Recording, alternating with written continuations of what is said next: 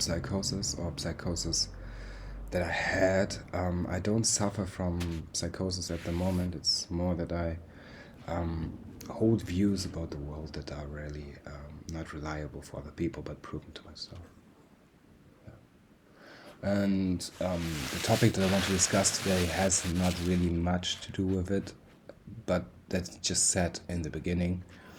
The idea is to be free in sin, and I call this the intermediate will. But don't get me wrong here, it's not suggesting that you should be a murderous, temptatious, hideous being.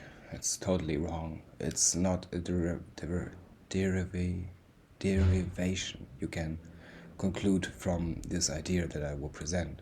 So if you intend to sin your whole life in a way that you cause harm to other people, this video is not for you. Like in any case, not. It will just cause harm to you, to everything that you perceive. Yeah. So the inspiration for this video came actually first from the psychosis, the knowledge I have, I constantly perceive and view and evaluate, and the knowledge I kind of share with my spirit that is next to me, my spirit guidess, let's call it that, or my spirit guardianess, doesn't matter. Spirit guard, doesn't matter. That's what I would call myself if I would be that person. But it's not about that, it's about where I got the inspiration from, so I should abstain from this topic right now. It's actually one from Morg videos. If you know Morg, it's looking like the Sith Empire, the logo he has. And it's really weird videos on Gnosticism and all these topics. But he has an interesting video yesterday, or the last days published, which is called Free in Sin, like the same title almost as a thumbnail, and it's a concept that is around for a little while, so it is inspired from there, and actually kind of the title is not stolen because Free in Sin is a phrase, but it is highly derived from the ideas that he puts in the artworks and the knowledge that is to be presented. More importantly, hey, laptop, my ideas. So it was just for a quick moment. It's important that it's all my ideas that I present here. Like this time, I really don't share anything that has any base ground in reality, except for some common knowledge. But most of all of it is not derived from anything. It's just my ideas. So this is already where we come to the topic. What is my way to be free in sin? Well, we have to look at two set of numbers here, which is 2, 4, 3, 1, and that means 3, 2, 2, 2. It doesn't equal each other, I know. It actually equals 10 and 9. But that's not the point. It equals 7 in the end. We will come to that. What I mean with that is if you add 2, 1 to 4, you have 7. If you add 4 to 3, you have 7. If you add 1 to 2 to 3, you have 6. And if you add 4 to 2, you have 6. But if you add 3 to 2 and 2, you have 7. If you add 2 to 2, you have 4. If you add 2 to 2, you have 4. And if you add 3 to the other 2s, you have 7 again. And 4 plus 6 makes 10. Minus 1, because one number is not real, makes 9. That's why these numbers are important. They present a construct. It's, in my mind, innate to conscience, but it's not a matter. Now we come to the way. So you commit 2 sins of a nature that don't cause harm. For example, of course it does cause harm, but I mean permanent harm that is not forgivable. So the idea is you commit 2 sins like lying, manipulate something into something that is beneficial for them. Like, for example, person almost steps on something that would hurt them, you manipulate them with some action of yours into not stepping on it. It's a sin because you act against the will of the person, but it's not really sin. Or you steal something, like a minor thing, but that's also not good. What I mean with stealing here is, like, you don't really steal it, but it looks like stealing. It's still a sin because it goes against the will of the person. It's not a sin in the sense that it actually causes harm. It's a really weird thing because you can't really talk with other people about which sins you will commit to get to this way, but you can kind of make it obvious and then react to the reaction of the person, and you cannot commit more than 2 sins in the material. So the idea is you commit 2 sins, like lying, in the material, and then you continue with the rest. It's, by the way, not a magic cycle. You can't continue it. Once it's over, it's over. Like, then you can't commit the 2 sins that are essential for this process anymore. That's why I don't explain the process further. I don't want that people know how it works. You should choose what you choose when you do this process, because it is fundamental to your character, fundamental to your free choice. So how does this continue?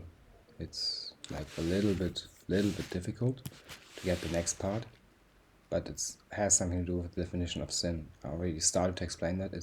Sin is generally described as harm to others or to yourself or to God, right? It's not really what sin is if you look at it. Sin is in the major cases to cause harm against the will of other people, because people are knowing what they want and what they don't want. That's why sin is defined as will, usually. It's only the special cases where it's harm, because usually people know what they do or not. So if you cause harm intended to overthrow the will of someone, if you cause the will of someone to be diminished, if you cause someone to think it's correct to do something to not cause harm, this is all sin. Just 3 examples: manipulation, enforcement, and direct harm, attack. So just 3 ways of sin. So that's the next point. Sin is kind of difficult to describe in my mind in human terms or any material terms, because it is not really that. It is something against the spirit, not against the flesh, but the flesh is the spirit. For that, it is you. So that's where it gets weird. Sin is, for that, not really something that exists in the realm of perception, but it can be prevented as well as enacted on someone. Like, it can be prevented by someone and it can be enacted on someone. So, point being, sin is really difficult to decipher from other actions. Once you get it, it's not so difficult. But before, I think it's highly difficult, and that's where the cycle starts, where you are trapped in sin. Because sin is unlike in the Garden of Eden. If you know about it, it doesn't matter. If you commit a sin. So, where were we? Yeah. So the next idea is commit 2 felonies in the spiritual. Like I said, further I can't explain sin. So the idea is you commit something to the ideas someone else holds, but you don't cause harm to them, nor you manipulate, nor you influence them at any case. Meaning you live your life, and this is really bad. Like, this is actually a bad action. That's why it all works, in my mind. I don't do it anymore. I did it once. And I will tell you what's the goal of it. You commit 2 felonies in the spiritual. So you imagine something, and you just go your way about, and as soon as someone doesn't respect you anymore and tries to manipulate your spiritual being, which you can perceive, it's like this moment where you know you're being watched, but there's no one that watches you. But when you turn around your head, there's suddenly someone behind the corner that was watching you. Like, a lot of people experience this. And so also near-death experience proved that to me there is a spiritual thing, a spiritual part, a spiritual plane. So you commit 2 felonies here. And what I mean with felonies is what I said. You go about your life, but you don't end the process of what you're creating. And when someone intervenes with it, either on the material or on the spiritual, it also doesn't matter. Someone can intervene on the material as long as it's a sin against you. It's also possible, like if he intends to sin against you in a different way that is not the same archetype as what you create spiritually, it works as well. And you commit these two felonies by not giving the person what he wants, or she, or it.